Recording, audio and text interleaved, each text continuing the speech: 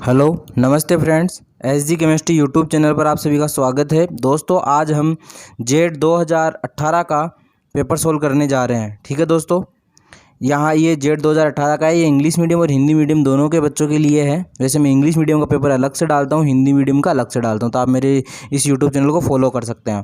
पहला क्वेश्चन आप यहाँ सामने आ जाता है कि कोलाइडी विलियन विद्युत जिसमें अवशोषित पदार्थ विद्युत अपघट्य मिलाने पर पुनः कोलाइडी प्रावस्था प्राप्त हो जाती है, वह प्रक्रिया क्या कहलाती है? वह प्रक्रिया आपकी पेप्टिकरण कहलाती है। तो इसका सेकंड आंसर हो जाएगा आपके यहाँ पर पेप्टिकरण। उसके बाद आपका नेक्स्ट क्वेश्चन यहाँ पर आ जाता है, निम्न में से कौन सा तत्व पृथ्वी की सतह पर बहुतायत में पाया जाता है, यानी सबसे ज़्यादा मात्रा में कौन सा तत्व पाया जाता है? तो दोस्तों याद रखना, मिट्टी होती है सबसे ज़्यादा पृथ्वी पे, और मिट्टी का फॉर्मूला SiO2 होता है। तो सिलिकॉन 1 ऑक्सीजन 2, इसलिए सबसे ज़्यादा कौन सा होगा? ऑक्सीजन होगा। तो चौथा आंसर इसका हो जाएगा। और वैसे अगर धातु में आपसे पूछा जाए तो धातु में आप एल्यूमिनियम कर सकते हैं। ठीक है दोस्तों, सबसे ज़्यादा वैसे कौन सा तत्व होगा? ऑक्सीजन होगा। नेक्स्ट क्वेश्चन आ जाता है आपके पास, पदार्थ जो गैंग से अभिक्रिया कर गलनीय सामग्री बनाता है क्या कहलाता है? वह पदार्थ जो गैंग से अभिक्रिया कर गलनीय सामग्री बनाता है वह आपका फ्लक्स कहलाता है। इसका आपका फर्स्ट आंसर हो जाएगा यहाँ पर, पदार्थ जो गैंग से अभिक्रिया कर गलनीय सामग्री बनाता है फ्लक्स कहलाता है। उसके बाद आपका अगला क्वेश्चन यहाँ पर निकल के आ जाता है, द्रव्य अमोनिया में सोडियम का तनु विलयन नीले रंग का क्यों होता है? किसके कारण होता है? यह जो नीले रंग का होता है ये आपके सेकंड आंसर हो जाएगा यहाँ पर, अमोनीकृत इलेक्ट्रॉन की उपस्थिति होने की वजह से यहाँ पर होता है। अमोनीकृत इलेक्ट्रॉन की वजह से यहाँ पर होता है दोस्तों। उसके बाद अगला क्वेश्चन आपके पास पांचवा क्वेश्चन निकल के आ जाता है, परिवर्तनशील ऑक्सीकरण अवस्था दर्शाने हेतु संक्रमण धातुओं का इलेक्ट्रॉन निम्न में से किस किस के भाग लेते हैं? तो यहाँ पर देखिए दोस्तों, यहाँ पर परिवर्तनशील ऑक्सीकरण अवस्था के लिए NS और N-1D के भाग लेते हैं और किसी के नहीं लेते। तो इसमें थर्ड आंसर हो जाएगा NS एवं N-1D में, किंतु NPK नहीं होते हैं। ठीक है दोस्तों, अगला क्वेश्चन है आपका, जब अमोनिया को क्यूप्रिक लवण विलयन में मिलाया जाता है तो गहरा नीला रंग निम्न के बनने के कारण दिखाई देता है। तो यहाँ पर देखिए दोस्तों, वो जो गहरा नीला रंग है वो अमोनीकृत इलेक्ट्रॉन के कारण ही होता है। और यहाँ पर कौन सा विलयन बनता है? तो CuNH3 का होल 4+2, यानी सेकंड आंसर आपका यहाँ पर हो जाएगा। उसके बाद अगला क्वेश्चन निकल के आता है, नियोप्रीन निम्न के बहुलीकरण से बनाया जाता है। नियोप्रीन है वो किसके बहुलीकरण से बनाया जाता है? तो यहाँ पर इसका आपके देखो थर्ड और फर्स्ट आंसर लगभग सेम से हैं, लेकिन इसका आंसर फर्स्ट आंसर होगा 2-क्लोरो-1,3-ब्यूटाडाइन। 2-क्लोरो-1,3-ब्यूटाडाइन, यानी 2 बार डबल बॉन्ड आएगा और दूसरे कार्बन पे आपका क्लोरीन उपस्थित होगा। उसके बाद आपके पास अगली रिएक्शन आ जाती है। यहाँ पर देखिए ये कौन सी रिएक्शन है? यहाँ पर देखो RCH2COOH से RCHCl यानी एल्फा क्लोरो हेलोजनीकरण ये रिएक्शन हो रही है, और ये हेल्वल-जेंस्की HVZ रिएक्शन है। तो इसका थर्ड आंसर हो जाएगा HVZ रिएक्शन, हेल्वल-जेंस्की रिएक्शन हो जाएगी। ठीक है दोस्तों, उसके बाद अगला क्वेश्चन यहाँ पर आ जाता है आपके पास, RCN plus SnCl2 plus HCl, यानी किसी के साथ SnCl2 प्लस HCl आ जाता है तो याद रखना है सीधी सी स्टीफन रिएक्शन कहलाती है। कौन सी है? Stephen reaction. ठीक है दोस्तों, उसके बाद अगला है, फिनोल एवं क्लोरोफॉर्म की अभिक्रिया जलीय NaOH की उपस्थिति में कराने पर क्या बनता है? तो यहाँ पर सैलिसिलिक एल्डिहाइड बनता है। और यहाँ पर अगला क्वेश्चन आपके पास आ जाता है, रसायन जिसका एक ही अभिक्रिया में स्वयं का ऑक्सीकरण और अपचयन हो जाता है। तो ये केवल फॉर्मेल्डिहाइड में होता है, क्योंकि फॉर्मेल्डिहाइड से एक कार्बन का एल्कोहल भी बन सकता है और एक कार्बन का एसिड भी बन सकता है। अगला है, व्यावसायिक एल्कोहल को पीने के लिए अयोग्य बनाने हेतु क्या मिलाया जाता है? तो व्यावसायिक एल्कोहल को पीने हेतु अयोग्य बनाने के लिए कॉपर सल्फेट प्लस पिरिडीन मिलाया जाता है। क्या मिलाया जाता है? कॉपर सल्फेट प्लस पिरिडीन मिलाया जाता है। सेकंड आंसर इसका यहाँ पर हो जाएगा। उसके बाद अगला क्वेश्चन है, सांद्र HCl तथा ZnCl2 का मिश्रण क्या कहलाता है? ये मिश्रण आपका ल्यूकास अभिकर्मक कहलाता है। मोस्ट इम्पोर्टेंट है, ये बहुत ही महत्वपूर्ण है। ल्यूकास अभिकर्मक का फॉर्मूला क्या होता है? कंसंट्रेट HCl प्लस निर्जल ZnCl2 होता है। कौन सा होता है? निर्जल ZnCl2। अगला क्वेश्चन है, अम्ल की प्रबलता का घटते हुए क्रम में बताइए। तो देखिए यहाँ पर जो दे रखे हैं, नाइट्रोफिनोल का दे रखा है। तो फिनोल के OH समूह और नाइट्रो के NO2 समूह के बीच हाइड्रोजन बॉन्डिंग के कारण ऑर्थो वाला कम ऑर्थो वाला कम स्थायी हो जाता है, इसलिए यहाँ पर आपका सेकंड आंसर हो जाएगा। कौन सा आंसर हो जाएगा? सेकंड आंसर हो जाएगा, पैरा नाइट्रोफिनॉल, ऑर्था नाइट्रोफिनॉल और मेटा नाइट्रोफिनॉल। उसके बाद अगला क्वेश्चन आपके पास यहाँ आ जाता है। तो ये देखिए आपको रोजेनमुंड अपचयन दिख रहा होगा, और रोजेनमुंड अपचयन में आपको पता है एल्डिहाइड बनता है। तो इसका सेकंड आंसर यहाँ पर हो जाएगा RCHO। क्या आंसर हो जाएगा? RCHO। थर्ड आंसर जो है आपका RCHO। ठीक है दोस्तों। उसके बाद अगला क्वेश्चन आपके पास यहाँ आ जाता है, न्यूक्लियोफिलिक प्रतिस्थापन अभिक्रिया का उदाहरण कौन सा है? यानी पहले देखो आप तो सबसे ज़्यादा प्रतिस्थापन किस में हो रहा है, तो प्रतिस्थापन आपको चौथी रिएक्शन में ही केवल दिखाई दे रहा है। तो न्यूक्लियोफिलिक हो चाहे कोई सी भी हो, तो इसका आंसर तो कौन सा हो जाएगा? फोर्थ आंसर हो जाएगा, क्योंकि प्रतिस्थापन का मतलब होता है एक जगह परिवर्तित कर देना। तो चौथे में यही हो रहा है केवल प्रतिस्थापन, तो इसका फोर्थ आंसर हो जाएगा। अगला क्वेश्चन है आपके पास, कोई ए है, उसका HBr से रिएक्शन करने पे B बन जाता है, फिर एल्कोहल की वजह से करने पे C बन जाता है, फिर ओजोनीकरण करने से CH3CHO बन जाता है। तो ऐसी क्रिया 1-ब्यूटीन में ही हो सकती है। किस में हो सकती है? 1-ब्यूटीन में हो सकती है। तो इसका फोर्थ आंसर हो जाएगा 1-ब्यूटीन। ठीक है दोस्तों। उसके बाद अगला क्वेश्चन है, सेक्रिक का रासायनिक नाम क्या है? तो देखिए दोस्तों, इसमें दिमाग लगाने वाला ऐसा भी लिखा जा सकता था कि एस्पार्टेम, एलिटेम और सुक्रोलोज तो इसके सेक्रीन के साथ ही और मीठे पदार्थ होते हैं। तो इसका रासायनिक नाम तो ये तीनों हो नहीं सकते, तो पहला ही आंसर इसका हो जाएगा ऑर्थोसल्फोबेंजेनेमाइड। आप याद भी कर सकते हैं, ऑर्थोसल्फोबेंजेनेमाइड। अगला क्वेश्चन यहाँ पर निकल के आ जाता है, आपके एरोमेटिक वाले जितने भी कंपाउंड है या नाइट्रोजन वाले जितने भी कंपाउंड है, उनका आपके अब सिलेबस में नहीं है, लेकिन फिर भी ये पेपर में आया हुआ था, इसलिए मैं इसका क्वेश्चन करवा रहा हूँ।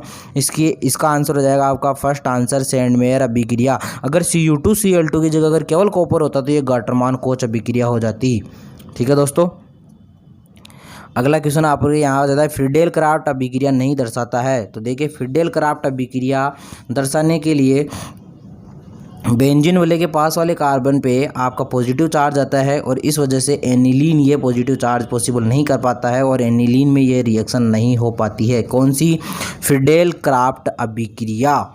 ठीक है। अगले क्वेश्चन आ जाता है, आपके क्वांटम संख्या समन्वय अक्ष के संगत कक्षों की त्रिविम अभिविन्यास के बारे में कौन बताता है? दोस्तों, ये क्वेश्चन बार बार एग्जाम में रिपीट हो रहा है, मोस्ट इंपॉर्टेंट है क्वांटम संख्या का, और इसका आंसर हो जाएगा आपका थर्ड आंसर, चुंबकीय क्वांटम संख्या है, वो कक्षकों का त्रिविम अभिविन्यास बताती है। ठीक है दोस्तों।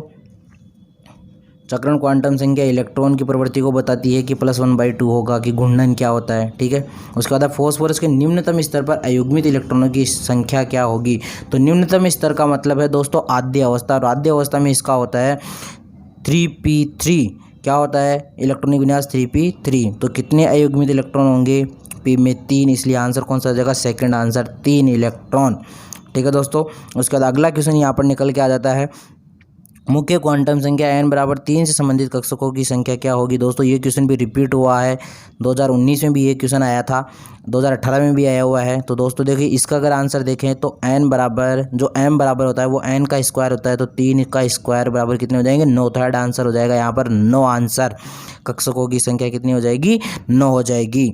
उसके बाद किसी तत्व के अंतिम इलेक्ट्रॉन की क्वांटम संख्या n=2, मतलब लिथियम में बेरिलियम में से होगा l=0, फिर m=0 और s +1/2। तो देखिए, पहले इलेक्ट्रॉन के लिए +1/2, दूसरे के लिए -1/2, तो ये कि +1/2 है, तो किसके लिए हो जाएगा? लिथियम के लिए। तो सेकंड आंसर यहाँ पर हो जाएगा इसका लिथियम। कौन सा आंसर हो जाएगा यहाँ पर आपका? लिथियम हो जाएगा। देखिए, नेक्स्ट क्वेश्चन की तरफ बढ़ते हैं, अधिकतम अयुग्मित इलेक्ट्रॉनों की संख्या किस में होगी? तो आपको पता होगा दोस्तों, कॉपर में भी नहीं है, 0 है कॉपर में, जिंक में भी 0 है।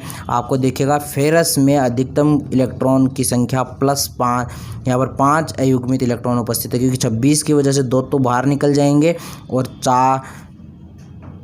4 2 6 अंदर रह जाएंगे। ठीक है। तो 6 में से 4 इलेक्ट्रॉन यहाँ पर बच जाएंगे। अगला क्वेश्चन है, आवर्त सारणी के वर्गों में ऊपर से नीचे जाने में परमाणु त्रिज्या में वृद्धि होती है। परमाणु त्रिज्या में वृद्धि क्यों होती है? जोड़े जाने वाले इलेक्ट्रॉनों का नए कक्षकों में संयोजन के कारण। किसके कारण? जोड़े जाने वाले इलेक्ट्रॉनों का नए कक्षकों में संयोजन के कारण। तो थर्ड आंसर यहाँ पर इसका हो जाएगा। उसके बाद अगला क्वेश्चन आपके यहाँ निकल के आ जाता है कि सम इलेक्ट्रॉनिक स्पीसीज कौन सी है? तो देखिए, आपको नाइट्रोजन -3 में भी 10 इलेक्ट्रॉन है, फ्लोरीन माइनस में भी 10 इलेक्ट्रॉन है, सोडियम में भी 10 इलेक्ट्रॉन ही है, सोडियम प्लस में। तो इसका थर्ड आंसर हो जाएगा। बाकी के सब में देखो, इसमें सोडियम मैग्नीशियम का सेम है दूसरे में, लेकिन कैल्शियम अलग हो गया, यहाँ पर बहुत से इलेक्ट्रॉनों में अलग अलग हो रहा है, ठीक है।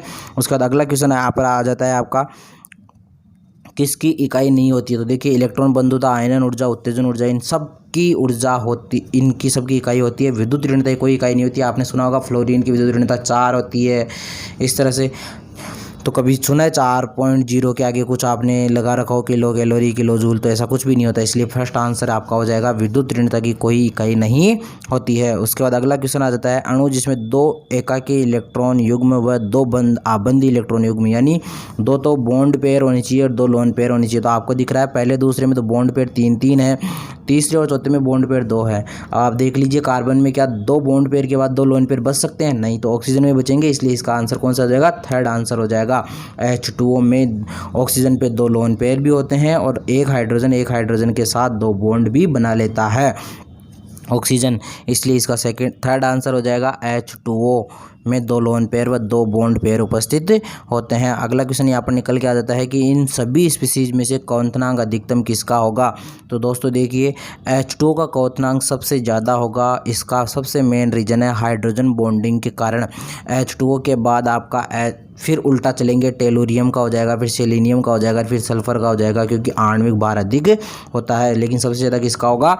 H2O का होगा। किसके कारण? हाइड्रोजन बॉन्डिंग के कारण। अगला क्वेश्चन यहाँ पर आ जाता है, इस अभिक्रिया के लिए Kp और Kc का मान बताइए। तो Kp बराबर Kc RT की पावर डेल्टा Ng होता है। डेल्टा Ng होता है Np माइनस NR। तो यहाँ प्रोडक्ट के जो मोल है वो 2 है और रिएक्टेंट के मोल कितने हैं? 4। तो माइनस के 2 बजाएंगे तो Kp बराबर Kc RT की पावर -2। तो फर्स्ट आंसर यहाँ पर हो जाएगा।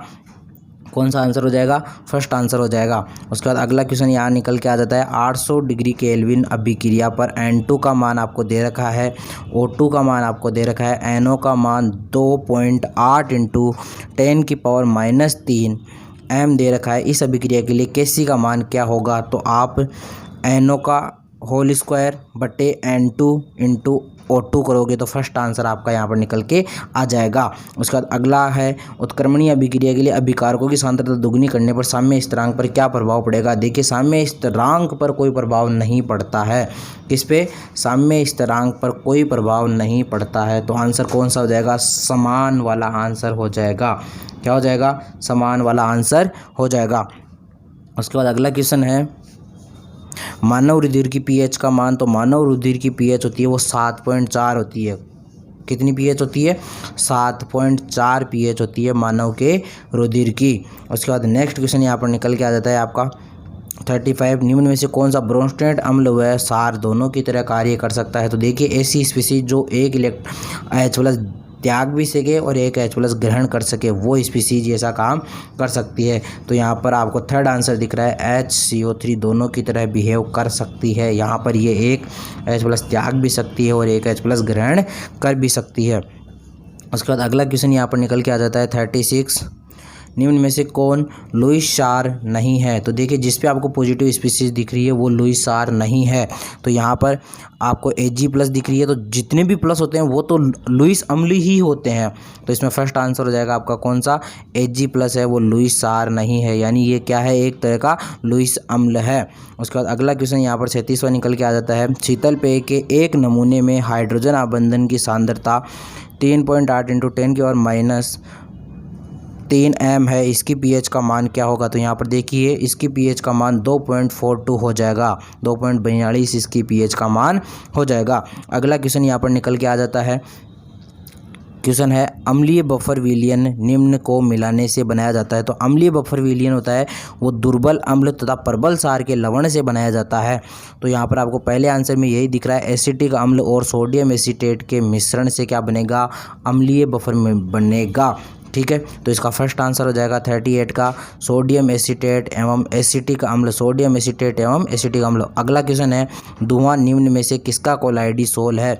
तो धुएं में देखिए दोस्तों अधिकांश गैस होती है और उसमें ठोस के कुछ कण, धूल के कण मिले हुए होते हैं, इसलिए इसका आंसर क्या हो जाएगा? गैस में ठोस, ना कि ठोस में गैस। तो क्या होगा? गैस में ठोस इसका करेक्ट आंसर हो जाएगा। अगला क्वेश्चन आपका यहाँ पर है, टिंडल प्रभाव नहीं देखा जा सकता। तो टिंडल प्रभाव वास्तविक विलयन में नहीं देखा जा सकता। सेकंड आंसर हो जाएगा आपका वास्तविक विलयन, क्योंकि आपका फर्स्ट आंसर जो है सस्पेंशन, तीसरा पायस और चौथा कोलाइडी विलयन। तो ये तो सारे के सारे कोलाइडी के ही हैं उदाहरण, तो इसमें आंसर हो जाएगा वास्तविक विलयन। थैंक यू वेरी मच दोस्तों। नेक्स्ट वीडियो आने ही वाला है दोस्तों।